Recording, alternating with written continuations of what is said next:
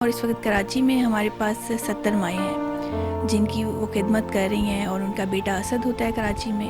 اس کے بعد اسلام آباد میں 6 سال ہو گئے ہیں. یہاں پر میں ہوتی ہوں، میرے ہسبینڈ ہوتے ہیں اور میرے بچے ہوتے ہیں. اب اس کے بعد 1.5 سال ہو گئے لاہور میں ان کی بیٹی نے برانچ کھولی ہے، جہاں پہ بھی اس وقت 10 مائیں ہیں، اور اسلام آباد میں 18 مائیں ہیں میرے. تو ان کے مسائل حل کر کے، ان کی چھوٹی چھوٹی خواہشات کو پورا کر کے ہمیں جو سکون ملتا ہے، شاید وہ آپ کو ان لفظوں میں بیان نہ ہم کر سکیں. ہم یہ نہیں کہہ سکتے کہ مالی حالات اچھے نہیں ہیں، ہم اپنی ماں کو رکھ نہیں سکتے، ہم اپنی بہن کو نہیں رکھ سکتے. یہ سب دنیاوی باتیں ہیں. رزق دینا تو اللہ تعالیٰ نے چونٹی کو بھی رزق دینا ہے، تو رزق دینا کوئی اتنا ہمارے لیے بھاری نہیں ہے، ہماری ماؤں کو یا اپنی بہنوں کو. کیونکہ دیکھیں ہم انسان ہیں، تو رزق کے ساتھ یہ ہم نہیں کہہ سکتے کہ صرف ہمیں رزق مل جائے تو ہم خوش ہوں گے.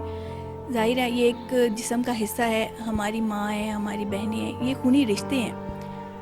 تو جتنا ہو سکے ان کو ان کا خیال رکھا جائے، ان کی خدمت کی جائے، اور انہیں اپنے گھروں سے اس طرح سے بے یار و مددگار نہ کیا جائے کہ وہ پتہ لگے کہ آدھی رات کو بیٹی نے ماں کو گھر سے نکال دیا، تو مالی حالات اچھے نہیں ہیں، تو بیٹے نے کہا کہ آپ ادھر رہیں اور میں بندوبست کر کے آپ کو واپس لے جاؤں گا.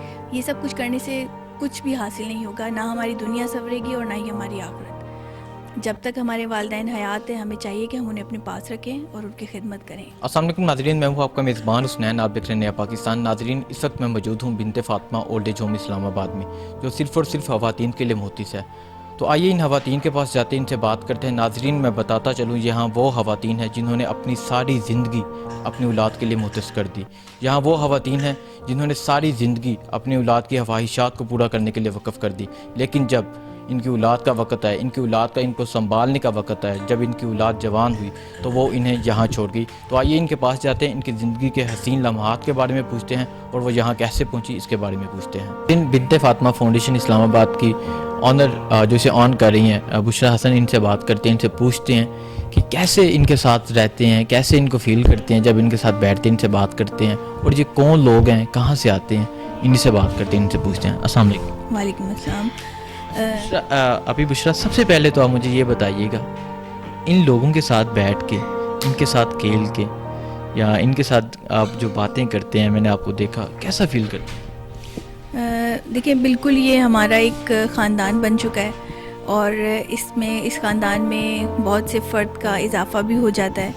ہماری دادیاں ہیں، نانیاں ہیں، ہم نے انہیں بہت سے نام دیے ہوئے ہیں، اور ان سب کے ساتھ ہم لوگ وقت گزارتے ہیں. میرے 3 بچے ہیں ماشاءاللہ سے، 2 سال کی چھوٹی بیٹی ہے. وہ جب نیچے آتی ہے تو ان لوگوں کو بہت چہروں میں خوشی اور رونق بلکہ آ جاتی ہے ان کے. تو ان کے ساتھ بالکل کھیلتی بھی ہیں، ان کو پیار سے نام بھی دیے ہوئے، کسی کو گڑیا کہہ رہی ہیں، کوئی رانی، تو اس طرح کر کے بہت اچھا یعنی وقت گزارتے ہیں یہ لوگ بھی. اور ہم لوگوں کی بھی پوری کوشش ہوتی ہے کہ ہم انہیں بالکل گھر جیسا ہی انوائرمنٹ دیں. جب ہم نے شروع کیا تھا، جو بنت فاطمہ کی جو بانی ہیں وہ میری مدر ان لو ہیں، وہ کراچی میں ہیں، اور اس وقت کراچی میں ہمارے پاس 70 مائیں ہیں جن کی وہ خدمت کر رہی ہیں، اور ان کا بیٹا اسد ہوتا ہے کراچی میں. اس کے بعد اسلام آباد میں 6 سال ہو گئے ہیں. یہاں پر میں ہوتی ہوں، میرے ہسبینڈ ہوتے ہیں اور میرے بچے ہوتے ہیں. اب اس کے بعد 1.5 سال ہو گئے لاہور میں ان کی بیٹی نے برانچ کھولی ہے، جہاں پہ بھی اس وقت 10 مائیں ہیں، اور اسلام آباد میں 18 مائیں ہیں میرے پاس. اچھا، یہ بتائیں کہ بنت فاطمہ فاؤنڈیشن جہاں یہ مائیں آتی ہیں، کیسے پتہ چلتا کہ بنت فاطمہ فاؤنڈیشن ہے جہاں ان ماؤں کا اتنا خیال رکھا جائے گا؟ اور جب میں نے کسی بھی ماں سے پوچھا ہے تو وہ کہتے ہیں یہاں یہ ہماری ایک فیملی بن چکی ہے.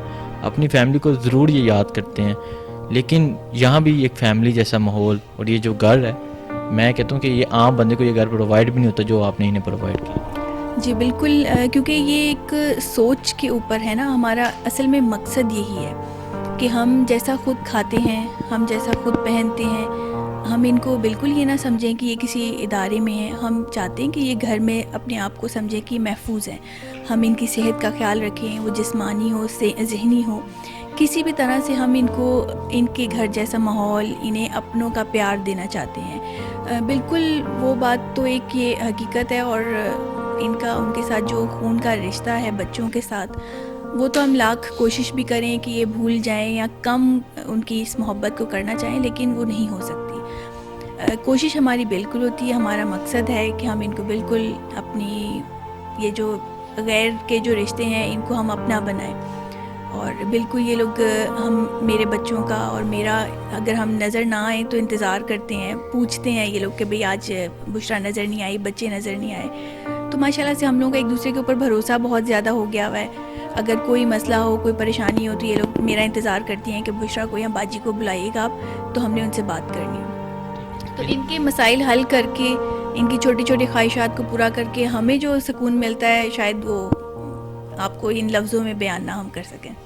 بنت فاطمہ فاؤنڈیشن کے بارے میں بتائیں, کیسے انیشیٹو یہ لیا گیا, کیسے اس کا آغاز کیا گیا, اور اب جو جس مقام پہ یہ فاؤنڈیشن پہنچی ہے اس کے بارے میں. جی بالکل, اس کا آغاز جو ہے وہ میری ساس نے ہی کیا تھا, جو کہ بانی ہے بنت فاطمہ کی. ابھی انہوں نے ان کی اس کاوش اور محنت کی وجہ سے اب پورے پاکستان میں 3 برانچز بن چکی ہیں. اسلام آباد میں بنی, اس کے بعد اب لاہور میں ہے. مین اصل میں انہوں نے جو متاثر ہوئی تھی ان کے پڑوس میں ایک فاطمہ نام کی خاتون تھی. ظاہر ہے وہ اولڈ ایج تھی, بڑھاپا تو ان پر تھا, اور کھانے پینے سے بہت زیادہ وہ محتاجی والی زندگی گزار رہی تھی. بلڈنگ میں سب لوگ جانتے تھے لیکن کوئی ان کی مدد نہیں کرتا تھا, کوئی انہیں کھانا وغیرہ نہیں دیتا. بس وہ اسی طرح سے جب پتہ لگا 3 دن کہ وہ نظر نہیں آئی, ان کے اخبار والا کافی پرانا تھا, وہ انہیں جانتا تھا. 3 دن سے اخبار باہر پڑے ہیں اور فاطمہ نے دروازہ نہیں کھولا. تو پھر بلڈنگ والوں کو سب کو جمع کیا, انہوں نے دروازہ جب کھولا تو وہ باتھ روم سے باہر آ رہی تھیں تو گری ہوئی تھیں. زندہ تھیں لیکن کپڑے ان کے صحیح طریقے سے پہنے ہوئے نہیں تھے. ان کو انہوں نے چادر دی. پھر انہوں نے کہا کہ ہم اس کو کسی ادارے میں جمع کرا دیں گے. اس وقت تو عیدی کا ہی نام تھا, تو انہوں نے منع کر دیا تھا کہ میں عیدی اولڈ ہوم میں نہیں جانا چاہتی. تو اس وقت میری جو ساس ہیں انہوں نے یہ سب کچھ دیکھا, کیونکہ ظاہر ہے وہ تو پہلے سے ہی ان کو جان رہی تھیں, ان کو کھانا وغیرہ دیتی تھیں. تو انہوں نے کہا تھا کہ میں ان کی ذمہ داری لیتی ہوں. پھر سب اسی طرح بلڈنگ والوں سے بات چیت کی, تو انہوں نے کہا کہ ٹھیک ہے میں فرزانہ کے پاس رہنا چاہتی ہوں. انہوں نے ان کی ساری پھر ٹریٹمنٹ کروایا. ان کا جو ہڈی ان کی ٹوٹ گئی تھی وہ بھی پھر لے جا کے انہیں ہاسپٹلس وغیرہ میں چیک کروایا. جو پڑوس والے تھے, بلڈنگ والے جانتے تو تھے لیکن ان کی کسی بھی مدد کے لیے وہ نہیں آتے تھے. یہاں تک کہ انہوں نے آ کے ہاسپٹلس وغیرہ میں بھی چیک کیا ان کو کہ واقعی فرزانہ ان کا علاج کروا رہی ہیں کہ نہیں. تو یہ کہ الحمدللہ پھر وہاں سے ہی یہ جو ہے نا اس خدمت کا آغاز ہوا تھا. انہوں نے پھر سوچا کہ میں ایک گھر جیسا ماحول دوں جہاں پہ میں خود بھی ہوں اور میں ان کو بے یار و مددگار نہیں چھوڑوں گی. انہیں جس ٹائم بھی, چاہے وہ دن ہو رات ہو, کسی بھی ٹائم ان کو ضرورت ہوگی میں اس وقت ان کے پاس ہوں گی. تو پھر یہ کراچی سے ہی انہوں نے یہ سوچا, وہاں پہ فاطمہ آئی, 1 2 3 ہماری ماں کرتے کرتے جو ہے نا آج اتنا بڑا سیٹ اپ بن گیا. ہمارے دیکھنے والے انہیں کیا پیغام دینا چاہیں گے؟ دیکھنے والوں کو یہی پیغام ہے کہ جس طرح سے ہم ان ماؤں کی دعائیں لے رہے ہیں, ہم اس میں اپنی زندگی میں تبدیلی دیکھ رہے ہیں کہ یہ ہماری دعا بھی ہے کہ ہمارے بچے بھی بالکل نیک ہوں اور ان کی ماؤں کی دعاؤں سے ہماری زندگیاں بالکل تبدیل ہو جائیں گی اور اسی طرح ان کی بھی بدل سکتی ہے. ہم یہ نہیں کہہ سکتے کہ مالی حالات اچھے نہیں ہیں, ہم اپنی ماں کو رکھ نہیں سکتے, ہم اپنی بہن کو نہیں رکھ سکتے. یہ سب دنیاوی باتیں ہیں. رزق دینا تو اللہ تعالیٰ نے چونٹی کو بھی رزق دینا ہے, تو رزق دینا کوئی اتنا ہمارے لیے بھاری نہیں ہے ہماری ماؤں کو یا اپنی بہنوں کو. کیونکہ دیکھیں ہم انسان ہیں تو رزق کے ساتھ یہ ہم نہیں کہہ سکتے کہ صرف ہمیں رزق مل جائے تو ہم خوش ہوں گے. ظاہر ہے یہ ایک جسم کا حصہ ہے, ہماری ماں ہے, ہماری بہنیں ہیں, یہ خونی رشتے ہیں. تو جتنا ہو سکے ان کا خیال رکھا جائے, ان کی خدمت کی جائے اور انہیں اپنے گھروں سے اس طرح سے بے یار و مددگار نہ کیا جائے کہ وہ پتہ لگے کہ آدھی رات کو بیٹی نے ماں کو گھر سے نکال دیا, تو مالی حالات اچھے نہیں ہیں, تو بیٹے نے کہا کہ آپ ادھر رہیں اور میں بندوبست کر کے آپ کو واپس لے جاؤں گا.